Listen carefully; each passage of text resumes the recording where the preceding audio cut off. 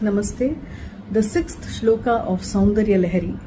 Dhanhu paushpam maurvi madhukaramayi panchavishikha vasantaha samanto malaya marudayo dhanarataha tatapyektaha sarvam himagirisute kamapi kripam apangate labdhva jagadida manango vijayate. So this shloka is entirely about the god of love, Manmadha. There are gods of love even in the Western world. Eros, who is a Greek god, called as Amor in Spanish and Latin. And Cupid is a Roman god and son of goddess Venus, who is the goddess of love. Cupid is the son of goddess Venus. And we all know about Cupid's arrow. When he aims his arrow and hits his target, the victim falls in love. He is struck by Cupid's arrow. We all know that very famous phrase. So our Hindu counterpart is Manmadha. Even he has a bow and arrow. So very interesting similarity between Cupid and Cupid's arrow and Manmadha's bow and arrow. I always think about that.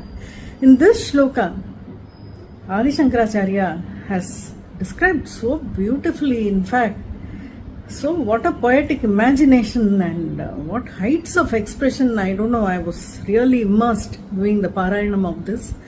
In this, Acharya describes that Manmadha, he sets out on war, Jagadida Manango Vijayate, to conquer the entire world. But with what weaponry and what, as a warrior, what is he? As a warrior, he is not even visible. He is formless. He is without limbs, Ananga, he is without limbs, and he can't be seen, he is invisible. And he sets out with weapons that are actually, in fact, very amusing. Whereas, people who go for war, the soldiers, they all look very formidable, scary. In fact, they are muscular, they have very big mustache and they look really frightening, and they carry such heavy weapons like made out of iron. And the tanks, they go rumbling, they make such huge noise. Whereas, what about Manmadha? His weaponry is so funny. In fact, it is a bow made out of sugarcane. Actually, in this particular shloka, sugarcane is not mentioned. Dhanu paushpam maurvi madhukaramayi panchavishikha. So, the Acharya has said both the bow as well as the arrow, they are made out of flowers. But we all know that Manmadha has bow made out of sugarcane given to him by Mother Goddess. It is understood, it's implied. So sugarcane is very sweet and the bow is held in place by a bowstring normally. In this, the string is formed by honeybees. Honeybees are holding the bow together. The bowstring is made out of a line of honeybees. Have you ever seen honeybees in a line? They actually scatter away. They sting. They go around and sting people. Here they are now not assigned to sting people because the arrows are meant to attack, not the honeybees. So the honeybees, the job of the honeybees is to just stay aligned as the bowstring. Very interesting. And the 5 arrows, Panchavishikha, these 5 arrows, they are made out of different flowers. Those flowers are Aravinda, Ashoka, Syuta and Navamallika and Nilotphala. Each flower has a different fragrance. So exotic and beautiful they are. The fragrance of these flowers are different, forming like a fruit punch. It's a flower punch. The fragrance, it's coming so differently from each flower, forming a combination of an exotic fragrance. And these honeybees are staying aligned as a bowstring because they are totally immersed and involved in the sweetness of the sugarcane as well as the beautiful exotic fragrance coming out of those variety of 5 flowers. So that is the reason why the honeybees are not moving this way, that way. They are just forming a string. And this is the weapon with which Manmadha conquers the entire world, whereas great muscular and tall and well-built men carrying all heavy weapons, they are all defeated by Manmadha with somebody who's invisible and having all these weak weapons with him. And to add to this list of weapons, Manmada's companion is Vasanta. Vasanta here is not Vasanta is not a girl. Vasanta is a season. Vasanta Ritu. Vasanta Ritu, we know Vasanta Panchami. That is the season when all mangoes blossom. Then jasmines, they come out. Exotic fragrance is filled in the air, and all the young people, that is the time they fall in love. They are struck. Manmada uses his power that time. Because Vasanta is his companion, Vasanta Ritu. That season of Vasanta Ritu is his companion. And what is the war chariot? Because every warrior needs a chariot, a Radham. Vasantaha Samanto Malaya Marudayo Dhanarataha.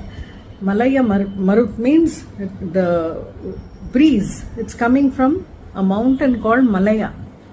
The southern breeze is coming gently. It's a very gentle breeze.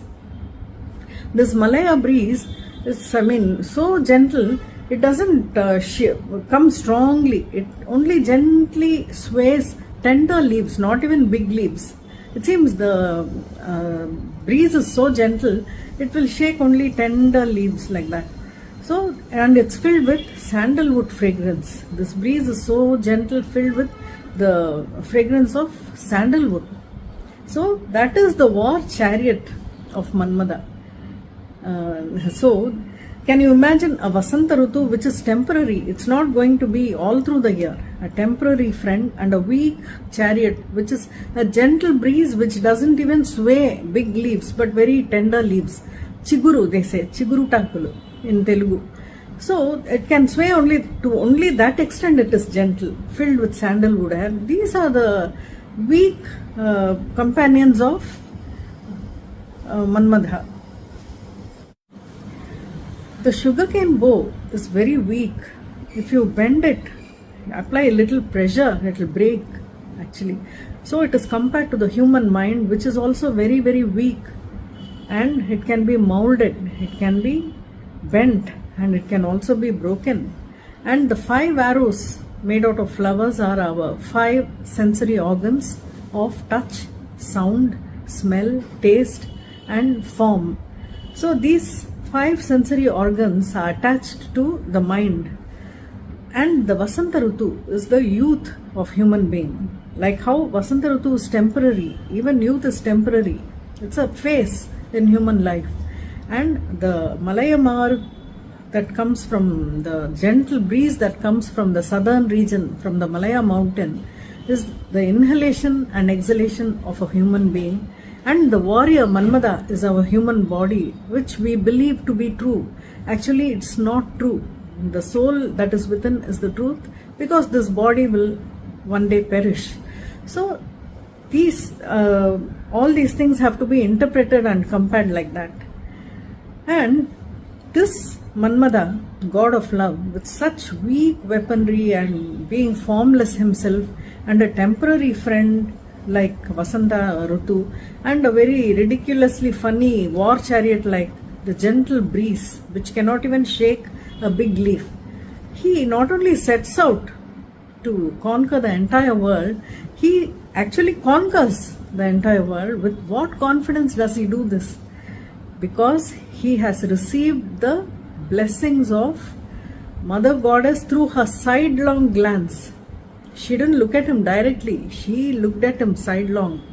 Sidelong glance is a very, very intense glance and very powerful, because sidelong is something that is reserved. Sidelong gaze is reserved for somebody who is very close to you, somebody you feel is a close person to you, who means a lot to you. In fact, with whom you share a lot of confidence, because even in a crowd you want to give a signal to somebody. You will just look at them and convey so many things. You could say this place is boring, or you could tell him, wow, this place is so nice. This place, I don't feel like leaving, let us stay for some more time, or let us just leave, this so irritating to be here. So many things can be conveyed. And a girl, when she falls in love and she's unable to, she's shy, she's not able to express her love to the man, she just gives him a sidelong glance, which conveys the intensity of her love, the intensity of her longing, the intensity of her feelings to him. So the sidelong glance is so powerful and so intense. Mother Goddess chose to bless Manmada with a sidelong glance because, she chose him to be somebody very close to her. So he is so confident with all the amusing companion, war chariot and weapons. He not only sets out to conquer, he actually conquers everybody. All great men, great warriors and formidable asuras, demons and devas, and somebody on the battlefield you're scared to even look at them. Such people are also defeated by Manmada. That is the power of Manmada. So this shloka reveals the power of Manmada. What are the benefits of this shloka? This shloka, by chanting this, one is able to get cured of impotency, especially for men. Impotency is cured, and for childless couple, they are blessed with children. So, these are the well-known benefits of the shloka. And of course, people who have fallen in love can attain the person they are in love with. Apart from this, there is a very fantastic practical benefit in this. If you have started a business or enterprise, or if you're already running a business enterprise, something like that, and you don't have enough infrastructure, you don't have maybe funds, or you don't know how to take forward your business or anything, because Manmada, with weak weapons companion and with a weak war chariot, he is able to conquer. He is able to conquer the entire universe. So with weak infrastructure, if you are afraid but you have a great intellect, if you are afraid, you should chant this shloka, because you will definitely accumulate the required infrastructure and the funds, and also attain success. Thank you.